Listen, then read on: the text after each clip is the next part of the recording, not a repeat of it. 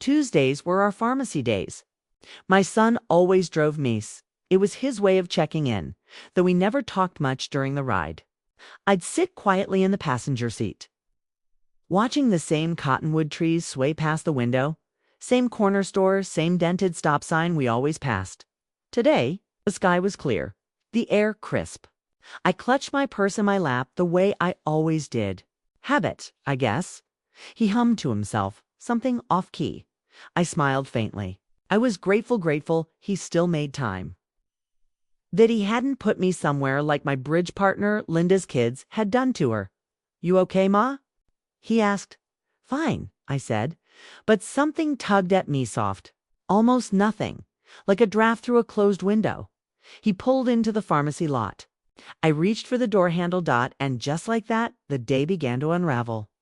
When we pulled into the pharmacy lot, he turned off the engine, but didn't get out right away. "Go on in, Ma," he said. "I'll just circle around and find a spot." I hesitated for a second, hands still on the door handle. "You sure?" He waved me off with a smile that didn't reach his eyes. Yeah, I'll be right there."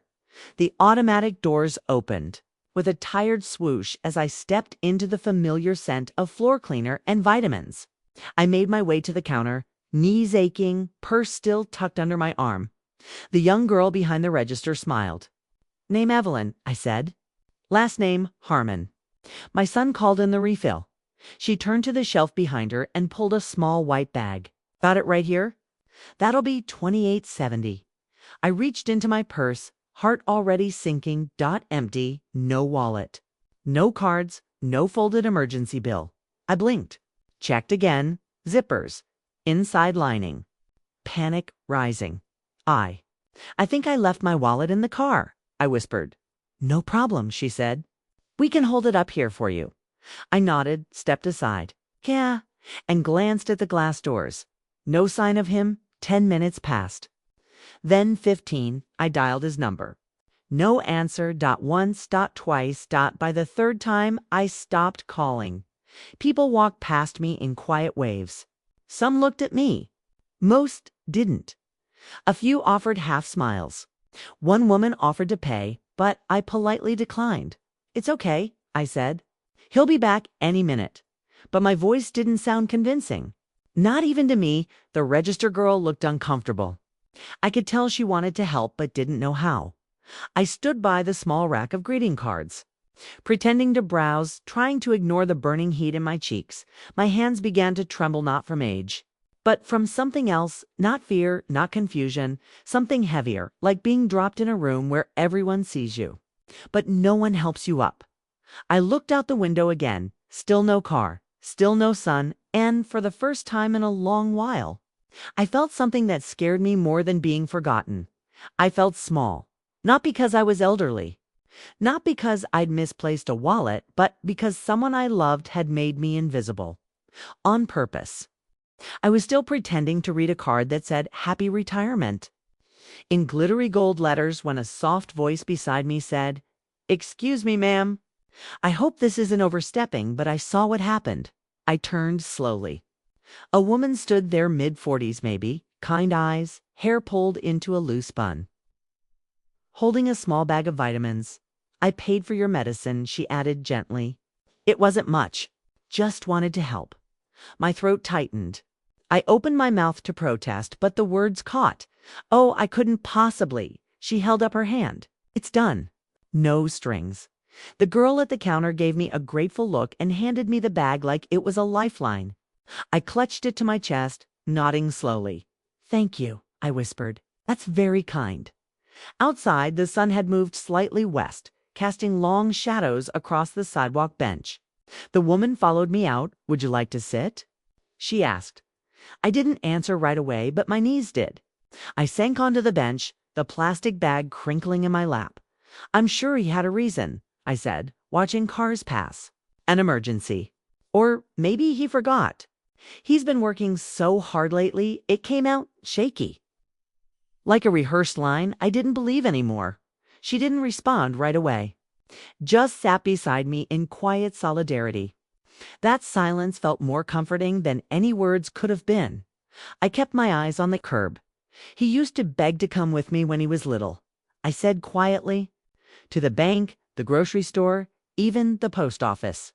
I used to give him quarters just to help push the cart. She smiled. Sounds like he was lucky to have you. I blinked hard. I suppose I was lucky to have him, too. A beat past, do you live nearby? She asked. Not far? Just off Hillside. Would you like a ride? I hesitated, then nodded. We walked to her car in silence. No small talk. No fuss dot, just the warmth of being seen by someone who didn't owe me anything. She didn't know me. Didn't need to. But she showed up when the person who should have been there wasn't. The moment I stepped through the front door, I knew something was off. My granddaughter Lily sat on the couch with her knees tucked to her chest, phone clutched tightly. She looked up at me like a child who'd seen something she shouldn't have. "Grandma," she said softly, Can I show you something?" My heart skipped. She patted the cushion next to her, and I lowered myself down with a sigh. My body was still sore from the long wait, but this felt heavier. Lily hesitated, then turned the screen toward me. It was a video of me inside the pharmacy, standing at the counter, fumbling through my purse. My face confused.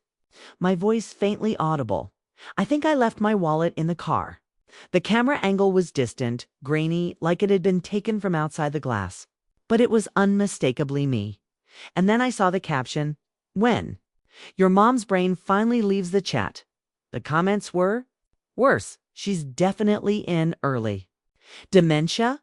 Why do old people even leave the house alone? Someone get Grandma a leash. I'd leave her there too. Not gonna lie. The view count blinked back at me. 4830. My hands began to tremble. But not from age this time. From shame, from disbelief, from betrayal, my son, my own flesh and blood had filmed me in that moment. When I was confused, left alone, humiliated. And he turned it into a joke. A joke for strangers. For likes, Lily reached for my hand. I found it this morning.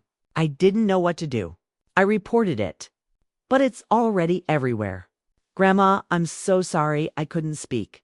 I just stared at the phone. The same boy I once taught to tie his shoes had tied my dignity to public ridicule.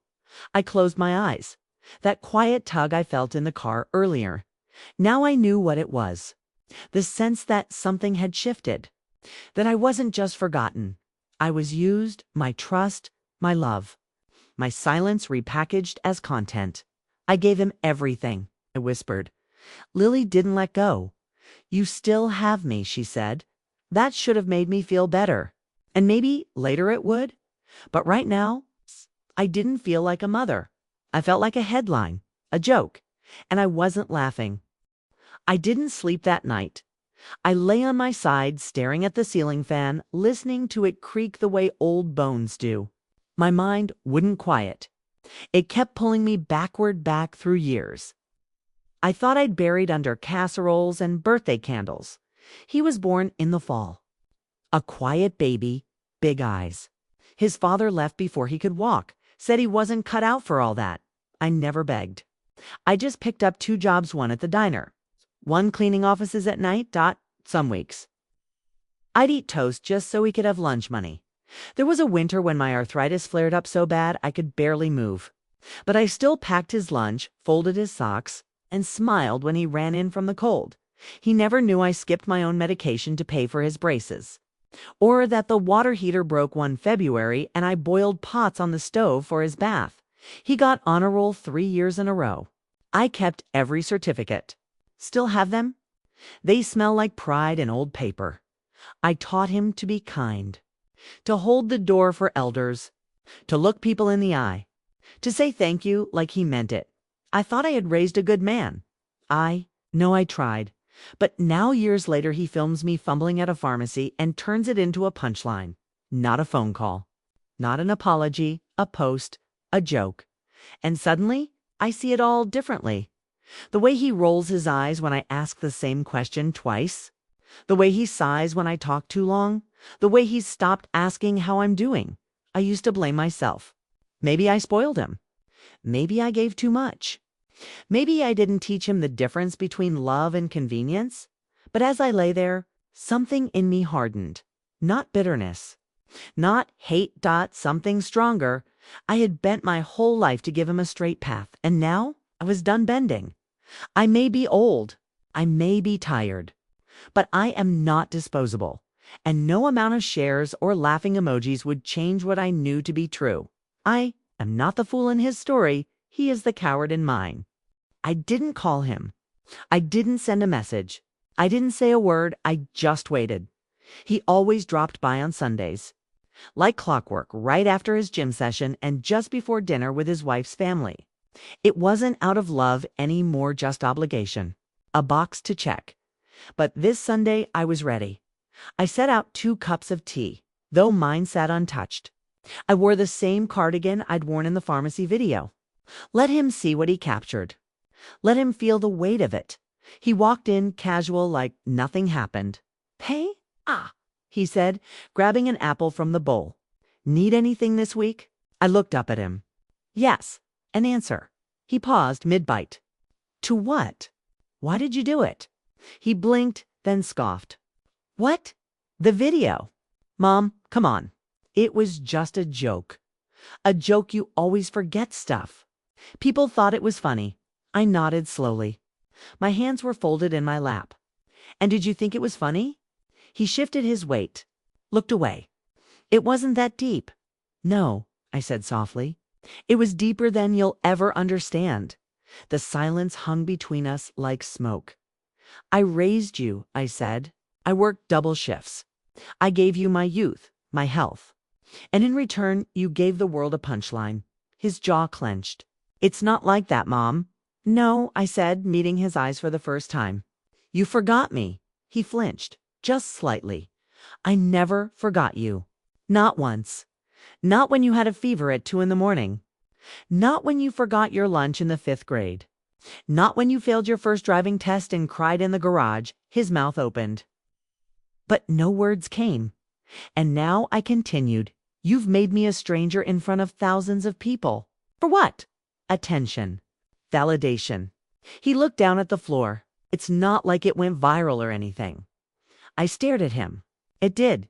He said nothing. I stood slowly. "You should go." He looked at me as if expecting forgiveness or a softening in my face. But I had nothing left to give. He had already taken too much. As he walked out, I didn't cry. I didn't call after him. I simply closed the door, and this time I locked it. The next morning, I dressed with intention, pressed slacks, my good coat, lipstick just a touch. I took the manila folder from the drawer, birth certificates, bank documents, and the current version of my will, and slipped it into my purse. The law office was quiet. The kind of quiet that holds stories behind every door. Margot still worked there after all these years. She'd gone gray at the temples, but her eyes were sharp as ever. We'd gone to high school together. She once lent me her sweater at homecoming. Now she greeted me with a look that said she already knew why I was there. "Coffee?" she asked. "Just the business today," I replied. We sat. I handed her the folder. "I need to amend the will." "Of course." "What changes?" "My son, remove him completely." Her pen paused above the paper. "Are you sure, Evelyn?" I looked her straight in the eye. "Yes." She gave a small, respectful nod. "Who would you like listed instead?" "My granddaughter, Lily, and the silver hands sheltered, the one that helps older women. Split everything evenly. House, savings, insurance." Margot began typing, her fingers moving with practiced grace. "I know it's not a lot," I added, "but I want it to mean something." She looked up. "It does. You do." I sat a little taller in the chair. "He treated my love like a service," I said, "like a thing owed to him. But it wasn't. It was given. Every meal, every dollar, every birthday party. A gift." And he laughed at it. Margot stopped typing and folded her hands. "You're not the first mother to walk in here with a broken heart," she said gently. "But you might be the first one to walk out with her spine straight." I smiled faintly. She handed me the updated draft. I read it over slowly. My name in bold. Lily's name Next. The shelter's address beneath. I signed with a blue pen. My signature wasn't perfect, but it was steady. Want me to notarize this now? Yes, I said. I want it done. No questions later. No confusion. Margot stood to make a copy. Before I left, I paused at the door. My love isn't for sale, I said quietly, and neither is my dignity. She didn't reply. She just nodded again. A small gesture, but in that moment, it felt like the whole world agreed with me. It started with a phone call. Hi, Mrs. Harmon. You may not remember me. I helped you at the pharmacy last week. Her voice was unmistakable, warm, steady. Of course I remember, I said. I owe you more than just a thank you. She chuckled softly. Well, I'm actually a freelance journalist. I didn't say anything earlier because I didn't want to cross a line. But I saw what happened. And then I saw the video your son posted. I think your story deserves to be told, your version of it. I paused. My instinct was to retreat, to stay silent. To let the shame settle quietly, like dust on an unused bookshelf. But then I thought about the comments under that video. The strangers who laughed at me, and the one who saw me. I'll talk, I said. But only if you promise to tell it straight. She came over that evening. Brought tea? Didn't T take a single photo? Just listened. I told her everything. From the ride to the pharmacy to the lock on the lawyer's drawer. I told her about the toast-forward dinner nights, the sacrifices, the silence, the pain, and how I was done being embarrassed for loving someone who didn't know how to love back. 3 days later, the article went live, Invisible No More, a mother's story of love. Betrayal and dignity. I didn't expect much. A few shares, maybe, but by noon, it was everywhere. Thousands of comments, hundreds of emails, strangers from across the country writing to say they saw their own. Mothers in me. One woman sent flowers. Another offered to bring me dinner. But what mattered more than anything were the words repeated over and over. Thank you for speaking, not yelling, not blaming, just speaking. My granddaughter showed me the responses. Tears in her eyes. People see you now, Grandma, she said. I touched her hand. I always saw myself. I whispered. But it's nice to know the world finally caught up. I go to the pharmacy every Thursday now. Not for medicine, though. Still take my blood pressure pills like clockwork, but to volunteer. They gave me a badge. Community Tech Helper. Fancy name for what I really do. Show folks how to check their prescriptions on their phones. Reset their passwords. Tap the right buttons when the screen looks like static. I sit by the blood pressure machine with a little folding table and an extra chair.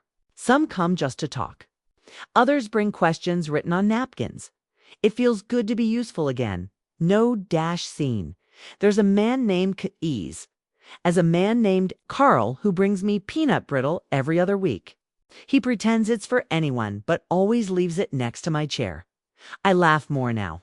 Real laughter. Not the polite kind that hides behind closed lips. My house feels different too. Lighter.